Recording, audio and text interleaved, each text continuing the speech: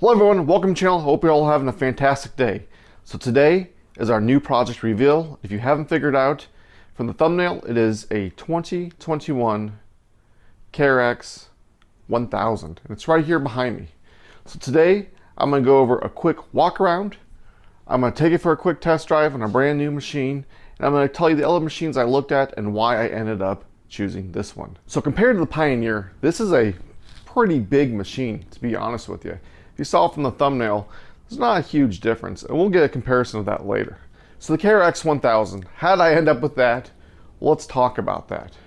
So there's really only a couple other machines I was looking at before I settled on the Kawasaki. I looked at the Kawasaki, I looked at the Honda Talon, I looked at the RMX 1000 from Yamaha, and the Can-Am X3. So how did I end up here? Well, Can-Am, let's start there and let me show you as I get into the cockpit. Let's talk about why I picked the Kawasaki over the X3. Well, first of all, was the cockpit. This is a big, luxurious cockpit. Now, mind you, I got the base model because I myself wanted to do the mods, but this is a very nice cockpit. One of the deciding factors of why I picked this unit over the Can-Am was the seating position. Now, to some people, that's not a big deal, but to me, if I'm not comfortable, I'm not happy. So the seating position in this was very, very plush and very comfortable.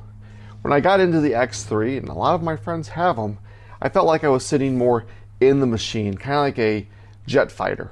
And I like the visibility. So that was the number one.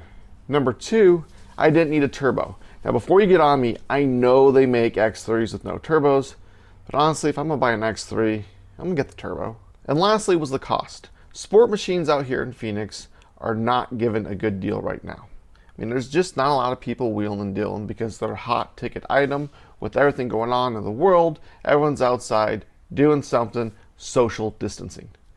Well, it's dune season, so if you want a sport machine and you live in Arizona, California, something like that, next to the dunes, you're not going to get a great deal. So I actually had this machine shipped from Illinois all the way out here, and I saved a significant amount of money even after I paid shipping.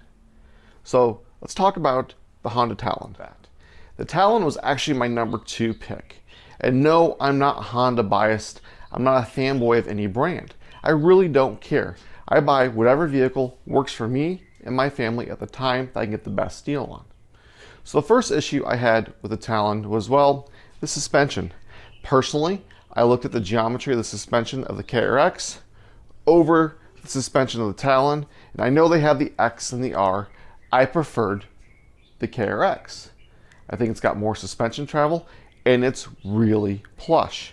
A lot of complaints out there, and even my personal experience with the Talon is that it's a really stiff suspension out of the box, and I didn't want to deal with that. The second reason I chose this over the Talon was the i4-wheel drive. Now, I'm not saying the i4-wheel drive is not a great system, but there is something about having a true locking front differential. Yes, right down there. The KRX is a shift-on-the-fly 4-wheel drive, but then you can also lock the front differential. And to me, that's a big deal. I know there's other systems out there like the i4-wheel drive and a couple other brands, but I just like to have the control of when I think I need a front locker, it's locked and I can unlock it as I go. And those are the 2 main reasons on why I didn't buy the Honda. Yes, I can fix the suspension, put softer springs on there, shock therapy is right up the road from me, but I can't fix the i4-wheel drive system. And that was what stopped me from buying that. Let's go ahead and let's move on to the RMAX. So the RMAX, when I went and played with it, was a great machine, to be honest with you. You know, dealerships don't let you get a lot of seat time when you buy them, but it was a phenomenal machine. So why didn't I get it? Well, first of all, I already have a sport utility. It's called the Honda Pioneer. Second of all, it had less wheel travel than the KRX. And honestly, it was the most expensive machine out of all of them when I looked at the non-turbo versions. And really, it just wasn't the best bang for the buck. I'm not saying it's not worth the money, but I'm pretty happy with the KRX right now. And like I said, I already have a sport utility. If I need to tow 2,000 pounds, the Pioneer is up to the task. If I want to go to the dunes now, we got a new toy in the stable. So let's look at some of these features on the KRX that I really like. Let's get on the road and take it for a test drive. So starting up front, I really like that this grill right here is removable. I think that's awesome. Lets you get back there and clean the radiator for anyone who likes to go mudding. The shocks on this thing are awesome. Now, I'm coming from a Pioneer, I know that, but honestly, 24 different adjustments on these Fox Podium shocks is pretty good. The other thing that I really like is the all metal floorboard. I mean, it comes all the way up, so you're not gonna have issues with sticks coming through up here like people have had with other side-by-sides. It also runs all the way on the belly of the machine. Now I know I'm gonna end up putting skid plates on this because, well, I've seen the pictures online and people do end up banging this up. It's not super thick, but it's better than nothing. And I want to be able to slide over rocks. So those plastic skid plates, we're gonna get us a set. Another nifty feature is the door handles. They're automotive style. I like the Pioneer, they open normal. I really like that. I like the fact that there's a door handle on the outside. If you've never seen inside the KRX, they're pretty spacious. I'm just over 6 foot tall and I have plenty of room. But they also give you access to clean things, which is really nice. You have your adjustable sliding seats here, and you can easily pop the seat bottoms off just like that, both driver and passenger. And even with the seat all the way back, look at the amount of room. You have 7 to 8 inches of room between the seats and this rear wall. That's a good place to keep your dry bags, whatever type of storage you want. While we're up here, you have a nice little glove box here with my registration, and you have a secondary one up here where you can keep extra things like a garage door opener. Another nice thing they do is they show you where switches can be cut out of your dash. So you have 2 here, 3 here, 2 more down here, and then 2 on the other side of the steering wheel. You have your 2-wheel drive, 4-wheel drive, and 4-wheel diff lock. One of the features I really like is the display. And let's look at that. Turn it on. Look how big and bright that is. You got your coolant temperature. You actually have a belt temperature gauge, your RPM, and just different things you can scroll through. 2 different trips, your odometer, your RPM, voltage.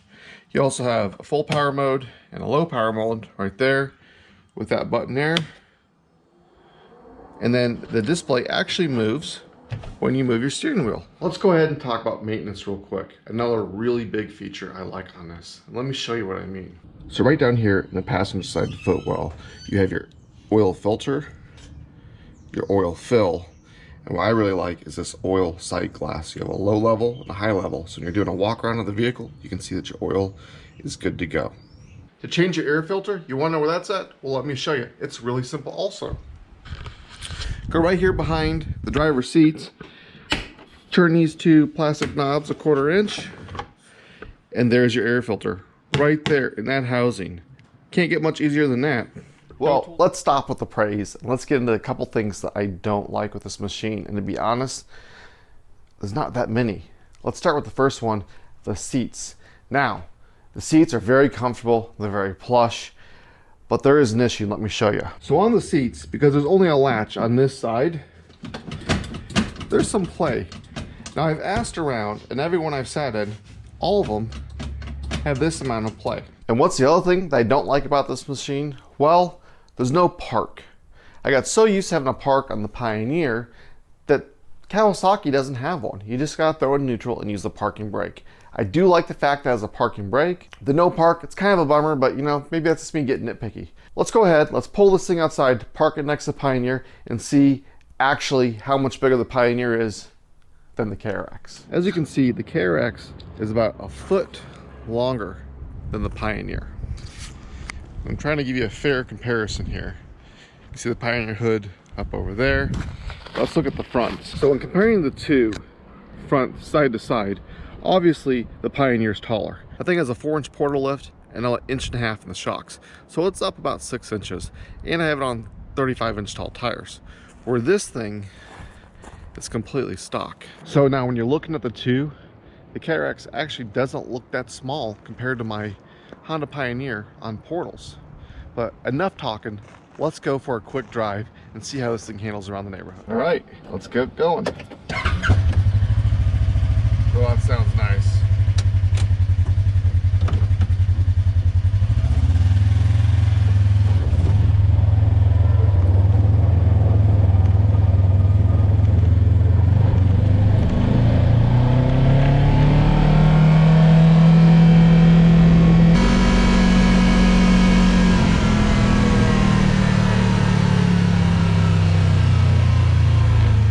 So now you know why I chose the Kawasaki X3 over the competition.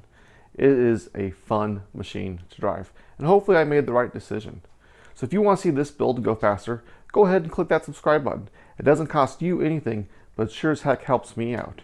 If you got any suggestions or maintenance tips or something I should look for in this machine, because I'm completely new to it, put in the comments below. I do read the comments. Don't forget to tune in next week when we start doing some real mods to this machine.